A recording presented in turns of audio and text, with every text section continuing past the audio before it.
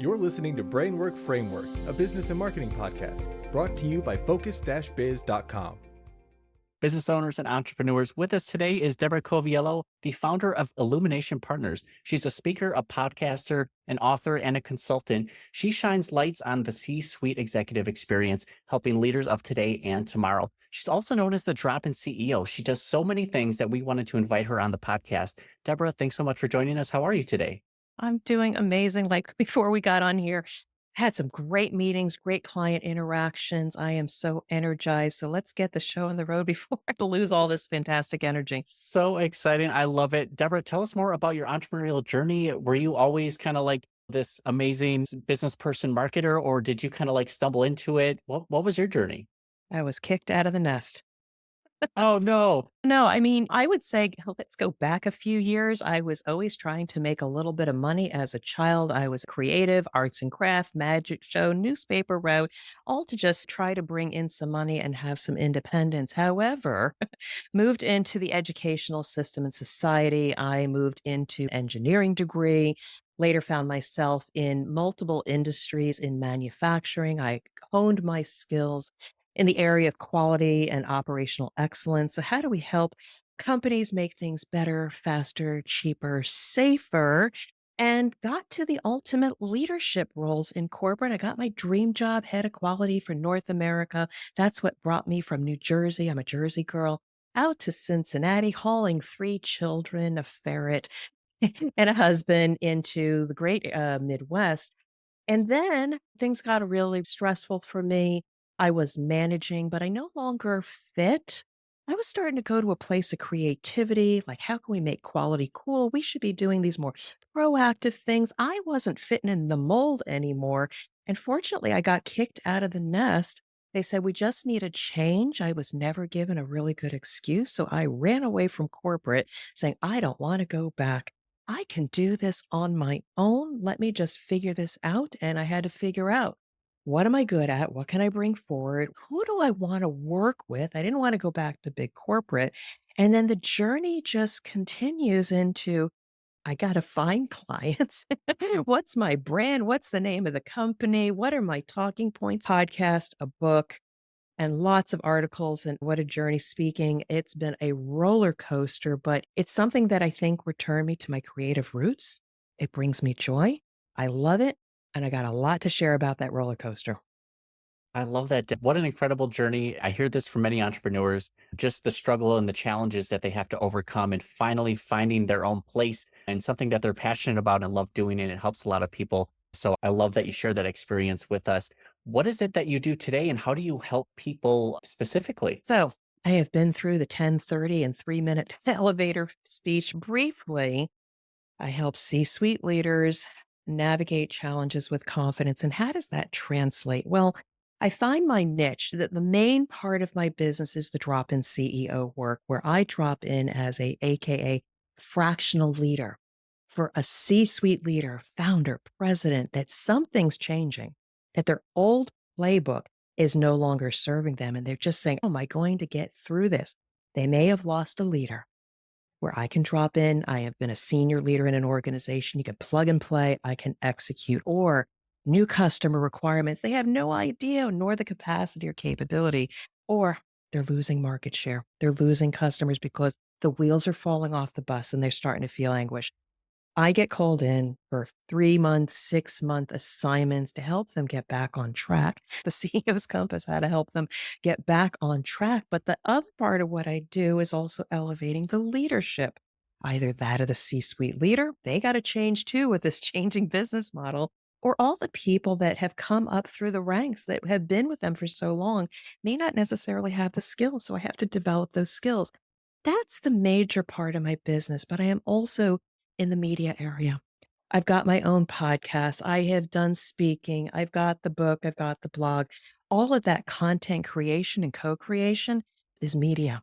I have learned the value of media, branding, marketing, and getting my voice out. And that provides as an input for networking and feeds the other part of the business. So that's the business model. I'm sticking with it for now. That is fantastic. I love that you mentioned the book. I was actually going to ask a follow up question from that because you focus on what problems they're having, that they're running into these issues with the market share or just productivity, all these different issues that come through. And the one point that you drive home is what keeps you up at night. It's that problem solution thing, right?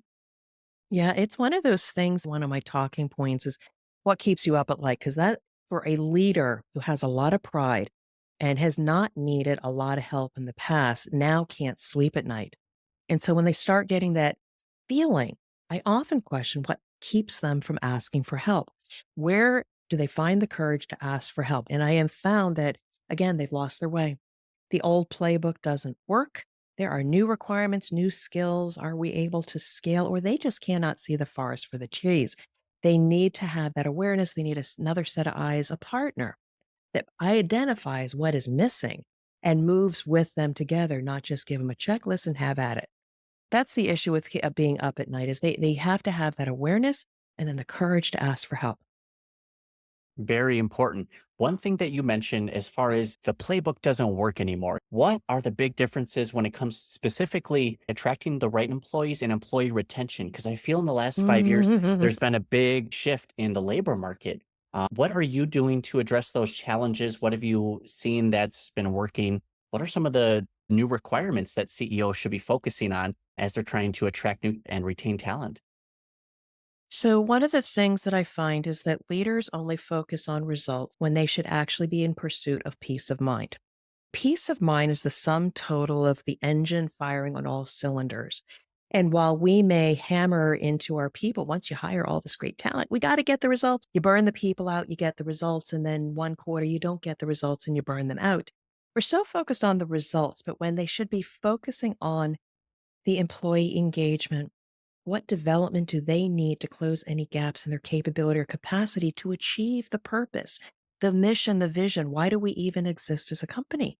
When you hire the talent, they already got the technical skills, but leadership doesn't spend enough time on closing those human gaps, either the individual, the mindset, the ability to try new things, or spending time looking at the interactions of the people. Because the worst thing that can happen is the internal frustration or not knowing how to work with your internal customers, the external customers are going to feel it. So it's the lack of having a robust structure and closing those leading indicators of capability and capacity. And it shows you care about the people. And people who get hired today, it's not just about the compensation, but also being cared for, being nurtured, and helping them to achieve a greater purpose or peace of mind. So it's investment in your people. It's not technology. Show them you care. I hope all the CEOs out there are really listening to what Deb is saying because this is so important and it is being overlooked for too long. And I think we're seeing a big shift in the trends and just the market overall. So it's something that CEOs will need to adjust to in order to stay on top. Now, speaking of the today's CEOs, there's kind of major trends that you've been seeing with just CEOs and how they go like either into like crisis or chaos. How can they overcome this that they're experiencing to kind of better drive their results? So I appreciate you asking that. And you bring up a couple terms that are important to me that are part of like a 5 point scale that, again, it's not rocket science, but this is where I see me being pulled in because they pull the trigger too late. So let's just start with the worst case scenario. Crisis, number 5. You're in the worst place possible. You've waited too long. Conditions change. You didn't evaluate the risk in your business. And now the worst things happen, like aliens, pandemics, financial crises. You're losing market share. And you can pull me in during those times, but it's going to take a lot more work, time, and money to get you to move up the scale. Now, you're fortunate enough to only be in chaos, a number 4, it means you're firefighting. And I think most CEOs get to a place where conditions change, sales goes through the roof, but your back office operations haven't been honed in. You're in chaos. You're burning people out. They can stick with you, but 6, 9 months down the right road, you're going to start losing those people. The best time to pull in a person like me is when you're starting to feel a little uneasy, but you want to get to a place of control where everything's humming, you're starting to get the results and bring me in to say, okay, now what does the future look like? What are some risks we should be mitigating now such that you get to a number 2 of continual improvement? You're staying ahead of the game. You're coming up with more ideas because you have time and you're not firefighting to ultimately a number 1, which is competitive advantage. When your processes are so good, your customers or end users are coming to you to partner with you and say, how do you do that? You become the favorite of your customers. That's where you get the brand loyalty. Ultimately, that's where we need to pull our C suite leaders up to that scale and not slide back. And you might need a partner to help you with that. I love that you say if you're fortunate enough to only be in chaos mode, which is actually a little hilarious because it is so true. I think many CEOs and entrepreneurs kind of feel like they're always kind of just barely above water, struggling to kind of get by, unsure of the direction that they should take. And especially for those who have medium to large size businesses where they have departments and people to care for, the moment they start to lose focus and they see things shifting, that crisis or chaos is something that they really want to make sure they get on top of before it becomes an even bigger problem down the road. Yeah, and it does start in the first chapter of my book. I don't go to solution mode and start going to my 7 points where you can make course corrections. I do start with the first chapter of talking to that leader. I said, "You've been very successful up to this point and something has changed, and you should recognize that. But does your leadership need to change? Do you need to be open to new ideas? Because it may not get you to the next level." So I actually tell them, if you're not ready to change your leadership or evaluate or reflect on it, then put the book down and think about it. Because this is a time that a leader can go through the greatest growth by sucking in their pride and thinking about, I'm open to different ideas, or have somebody take a look under the hood because I might not be able to see the systemic issues lying underneath that need to be addressed. It's about caring for the people. You want the business to sustain itself because you have people in your care that depend on you for those salaries and feeding their families. Absolutely. For someone who's been in technically an entrepreneur for just over 5 years or so, you've had some incredible growth and success. Is this due to your past experience? Are you doing some incredible marketing? Did you have a natural market before this? Or are you just solving just an irresistible problem that is keeping them up at night? Well, I think my value proposition, which came about during a podcast interview in those first few months, when somebody asked me, "What do you like?" or "What do you do?" And I said, "I'm like the drop in CEO." And it all stemmed back to a CEO that dropped into my business at one time, where he rolled up his sleeves. He helped us to get through the crisis. And in the process, he helped develop our skills. And I remember that because then they pulled him out and they put in a new CEO up to that level. I finally embrace the words, the drop in CEO, as a differentiator from being a business consultant or a fractional leader. Because entering the market, I'm going to say 52 or 53 years old, I can't keep up with the Joneses and all the big Deloittes and all of those big consulting companies. I realize, again, pulling out my creative side, I need to be different, get people to think different, stop in their tracks. So, getting back to your question, I was an operations person. I knew nothing about marketing. The work was always there. I had to find the work. And I said, okay, first degree connections, who will lead me to my second degree connections. And then I just started showing up on social media, putting my thoughts out there, and it resonated. I put myself out there and got feedback from an audience that says, I have something to say and what I stand for and how I help people. So I caught the bug and really embraced marketing. Now, the downside though is, how do you convert marketing into sales? And learning how to close deal and learning how to hone your message and who should you be targeting and all of that. Why? Hard knocks is how got there, and leveraging expertise from people like you and others that were in my network. That was probably the hardest thing I had to learn, but absolutely the part that I loved the most, creating media to reach an audience, get them to think differently, and maybe engage with me. And your audience responded. They said, "We want this content. We have this problem." And you've had the solution and you brought that to them. As entrepreneurs, we're wearing so many hats. We're just kind of figuring things out as we go. Even the most personable person is not going to be amazing at sales or have this expertise in certain areas that will kind of get them to that next level. If you could kind of tell yourself from 5 years ago, what would that thing that could kind of like tip the scales and get you a bit further? It's trust yourself. Take the time to reflect because you're bigger than where you're at. You've got so much more to offer. We allow ourselves to stay within the constraints of a box of what we were and what society defines us. Had I known that I could have offered so much more, or I had the courage to listen to my own voice and say, I am here to help these people. I was starting to feel that as I was exiting corporate, and it became quite clear through reflection, podcasting, all that stuff on what I should do. So it's more about Trust yourself. You've got something to say and you're different and have the courage to go out and start speaking, saying, or serving. That's what I would have told myself because now I'm trying to catch up. Yeah, all of our journeys are a little bit different. Sometimes it feels like I wish I knew this sooner, but also I'm not sure if I would have been ready for that or receptive to that Yeah. information. Absolutely. The student has to be ready, and I hit that place. 2 things happened. I told my husband coming back from work, it was very stressful. I was capable, but very stressful. I said, "Something's gotta change." Because my usual relaxation techniques were not helping to relax me, and then I got the gift of getting kicked out, and I said, "Something changed for the better."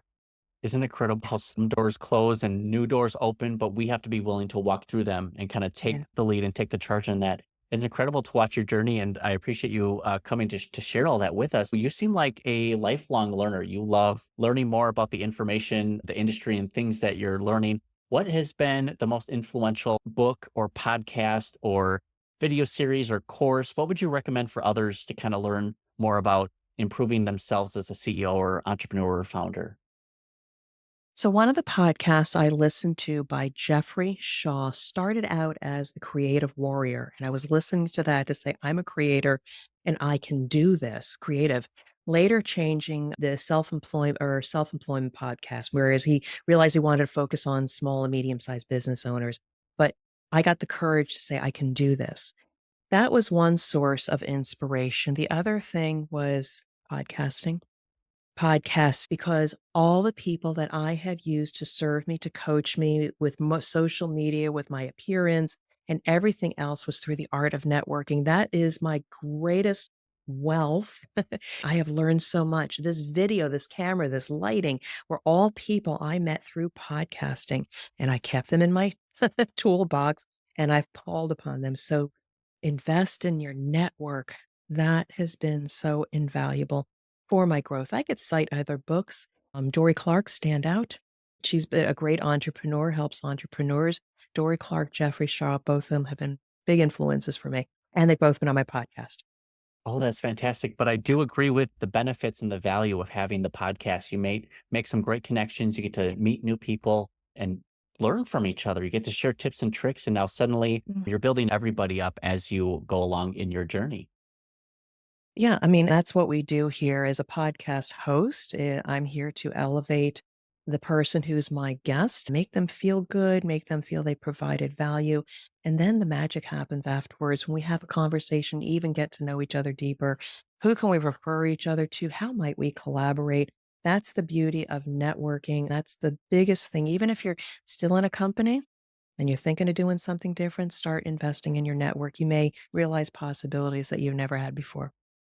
Absolutely. I can attest to that. I've grown my network quite a bit, but I always felt a little bit behind from some of my peers just to see the tremendous amount of followers and likes and Ah, shares that they might have on some of their. And there's only certain times we should be really comparing ourselves to each other. Use it as inspiration, as fuel, but yes. not to like put ourselves down because that can easily demotivate us. And forgive me for the raspberry that I just made right now, but I will say I did not go for vanity metrics. I did not go for the New York Times bestseller. It is the quality of those connections, not the quantity. It feels good when you've got more followers, but it's who is really following you and commenting and moving to your newsletter and embracing what you do and encouraging you to go forward. It's the quality, not the quantity. So people with those mega followings, just be careful. It may not be what you really want to do.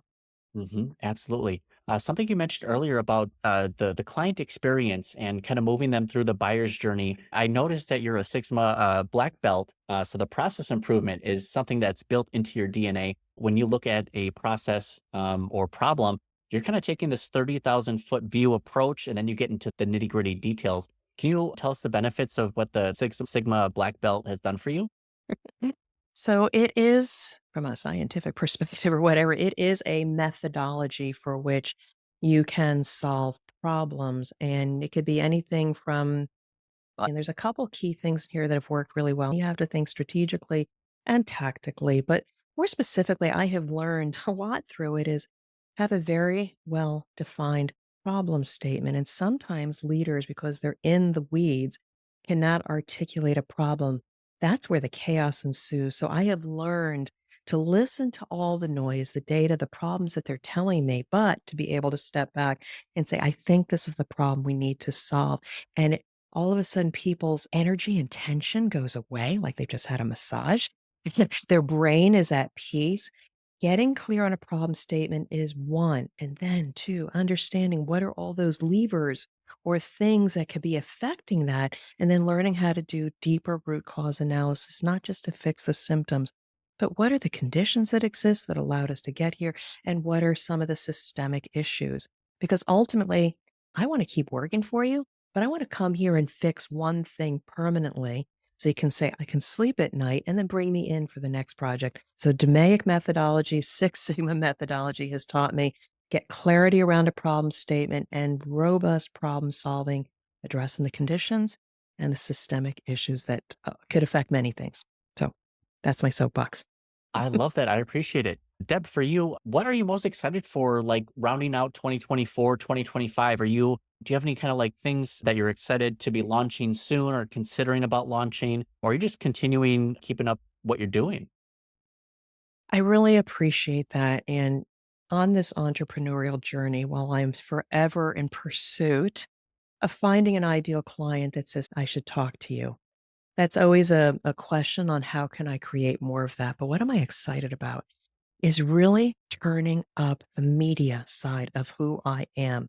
And mind you, speaking, podcasting is a means to get that consulting experience, but I am going forth with forming a media branch because that is where I get my joy. I connect with people. It's podcasting, it's having guest hosts, it's getting my second book, Secrets of the C Suite, written, it's expanding where my written material is going. And the TEDx, I'm working with somebody right now on what that keynote might be to get on the bigger stage is not for it is for me. I want to be able to connect with people, but in the process, I connect with other. So more to come. You're going to see a media spinoff as a part of who I am, the drop-in CEO. That's so exciting. Not only were you solving a lot of these big problems that were existing, now you're finding an even deeper passion. You can kind of branch into that, solving more problems. You're going to increase your lifetime customer value, help more people, make them happier. This is what entrepreneurship and business is all about. I love it. And I'm having a blast at it. I can pull my hair out. I got a lot of gray hairs underneath, but I wouldn't change a thing because the journey and the experimentation and the people I meet along the way is all worth it. It really is. I know entrepreneurship and there's the stress when you can't see a problem clearly or well defined. It tends to cause some anxiety and issues. So any sort of clarity and direction you can provide to entrepreneurs, CEOs, businesses in general, you are solving a huge problem that they run into. They can't see the forest through the trees there. If I could just comment though on the entrepreneur, a couple things I have learned along the way.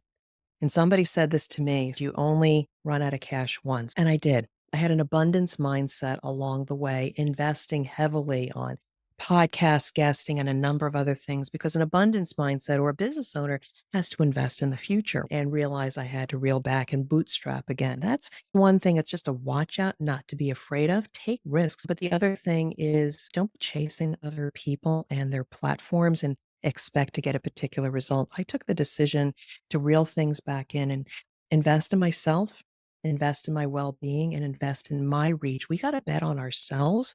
Yes, there will be partners along the way, but don't be chasing other people. Invest in yourself. That's one of the things I learned, and it is serving and trust the process. It's going to take time, but it's more sustainable. Absolutely. I completely agree with investing in yourself. You don't want to be giving your money away. Again, the abundance mindset, like you mentioned, that can serve its purpose at the right time. But unfortunately, there's no motivation quite like not having enough cash and really having to bootstrap it and saying, oh crap, I really need to get this done now. I don't want to go back to the corporate world, but you made it happen.